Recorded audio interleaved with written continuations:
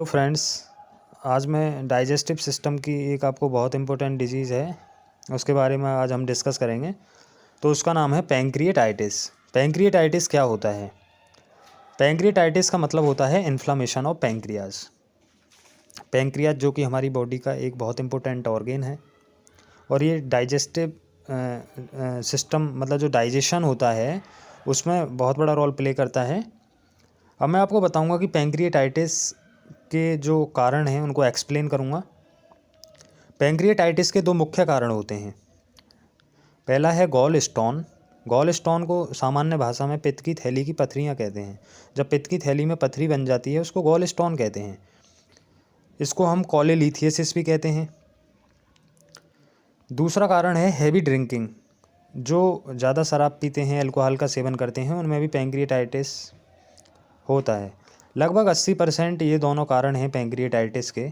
इसके अलावा viral infection हो सकता है, ऑटो इम्यूनो पैंक्रिएटाइटिस हो सकता है, हेरिडिटरी पैंक्रिएटाइटिस हो सकता है जिसमें जीन का म्यूटेशन हो जाता है, हाइपर ट्राइग्लाइसेरिडेमिया हो सकता है, मतलब कि जो ट्राइग्लिसराइड होता है उनका लेवल हमारी बॉडी में बढ़ जाता है, सिस्टिक फाइब्रोसिस हो सकता है, हाइपर कैल्सीमिया मतलब जब कैल्शियम का लेवल हमारी बॉडी में ज़्यादा हो जाता है, इस्चीमिया, रेड्यूस ब्लड फ्लो कहते हैं इसको, जब किसी ऑर्गेन तक प्रॉपर ब्लड फ्लो नहीं हो पाता है या किसी प्रकार की मैलिग्नेंसी का डेवलप हो जाना, तो उसके कारण पैंक्रिएटाइटिस हो सकता है।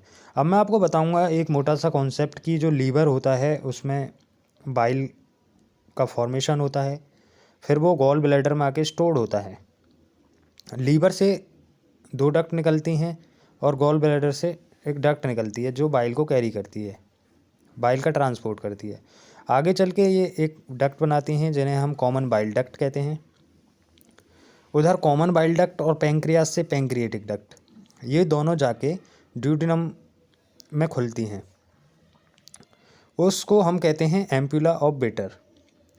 जब किसी व्यक्ति को पित्त की थैली की पथरियाँ हो जाती हैं तो वो पथरी गॉल ब्लैडर की जो स्टोन होती है वो नीचे आके एम्पुला ऑफ बेटर वहाँ पे ऑब्स्ट्रक्शन क्रिएट करती है। तो जो बाइल है उसका काम क्या है, वो ड्यूडेनम में जाएगा। उधर पैंक्रिएटिक जो जूस हैं वो ड्यूडेनम में जाते हैं, आंत में जाते हैं, हमारी इंटेस्टाइन में और डाइजेशन में हेल्प करते हैं।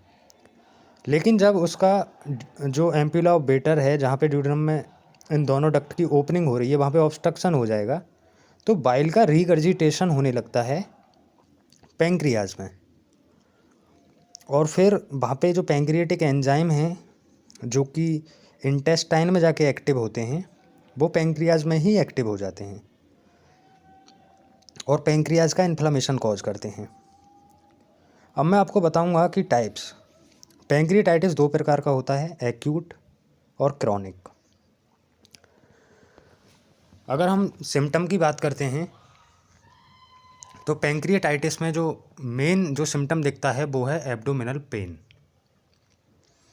एब्डोमिनल पेन जो होता है वो प्राइमरी सिम्टम होता है।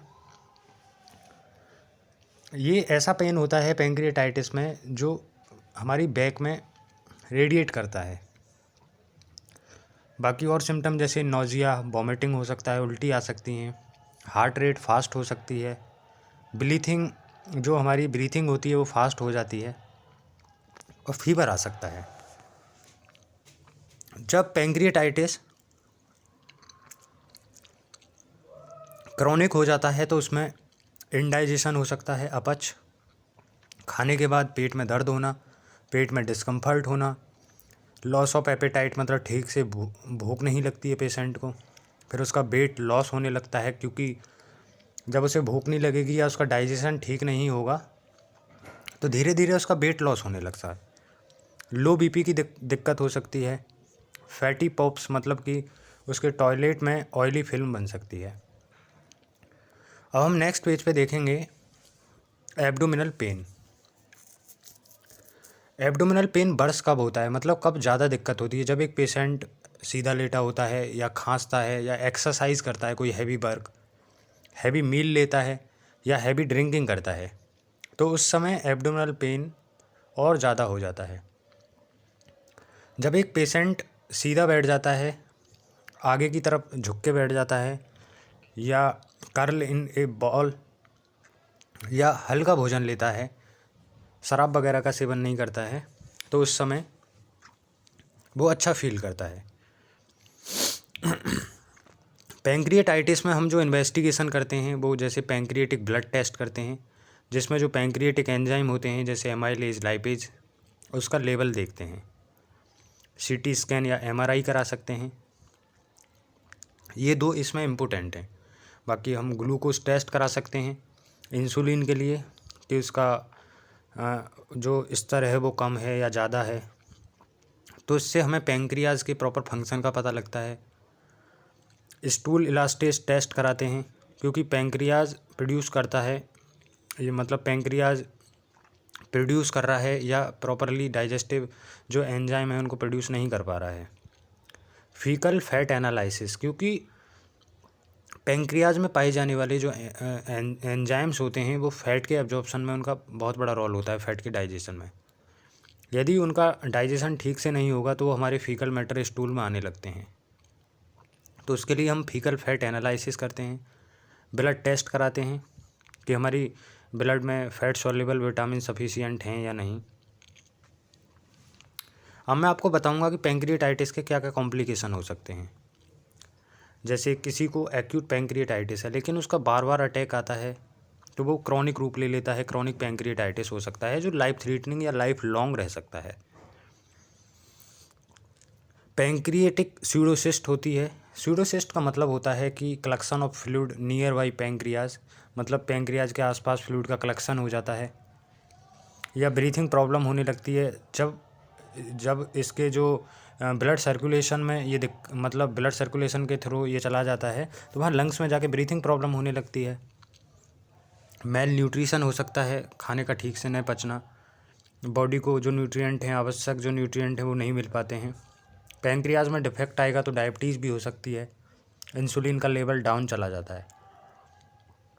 पैंक्रिएटिक कैंसर भी हो सकता है। पैंक्रियाज की वजह से एसाइटिस भी हो सकता है। एसाइटिस मतलब collection of fluid in abdominal cavity.